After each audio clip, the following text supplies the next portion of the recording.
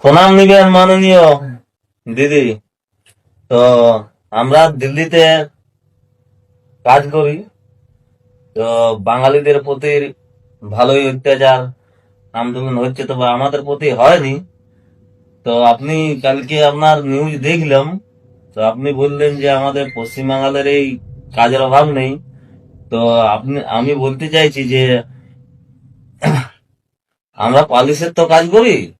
তো আপনি যদি পুলিশের কাজ একটা কিছু জোগাড় করে দিতেন তো খুবই ভালো হতো।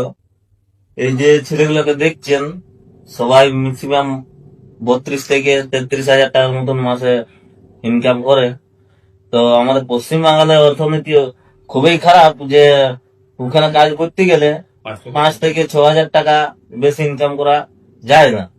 তো আপনি যখন বলছেন যে বাইরে ভিন রাজ্যে থাকতে হবে না, তবে আমরা চলে যাব যদি আপনি আমাদের এই কাজটা জোগাড় করে দিতেন। নমস্কার, প্রণাম নিবে।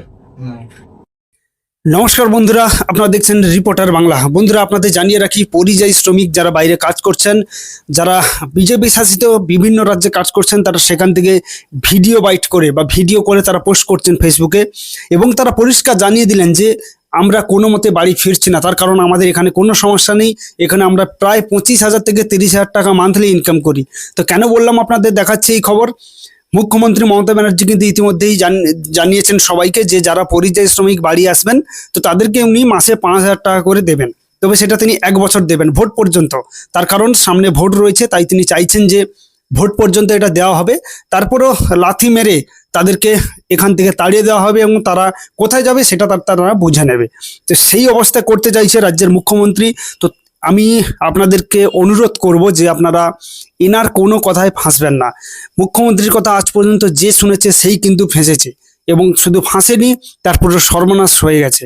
এবং আপনাদের আরও একটা কথা জানিয়ে রাখি, মুখ্যমন্ত্রী যে প্রকল্প ঘোষণা করেছে শ্রমশ্রী, তো সেখানে তিনি চাইছেন যে তার দলের যে ছেলেরা আছে, মানে যেটা আমাদের মনে হচ্ছে যে দলের ছেলেরাই টাকা পাবে, বাইরে যারা রয়েছেন আপনারা কোনো মতেই টাকা পাবেন না।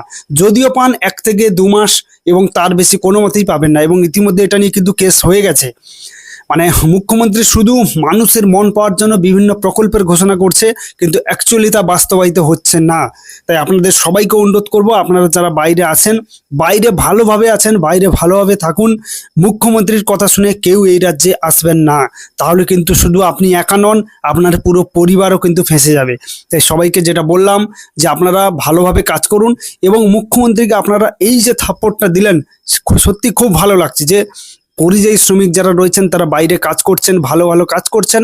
আর যে পশ্চিমবঙ্গে বেকারত্বের হার সব থেকে বেশি, যেখানে মানুষ কোনো কাজ পাচ্ছে না, সেখানে আপনাদেরকে উনি ডেকে নিচ্ছেন দলের ঝান্ডা বাঁধার জন্য। সবাই ভালো থাকবেন, সুস্থ থাকবেন।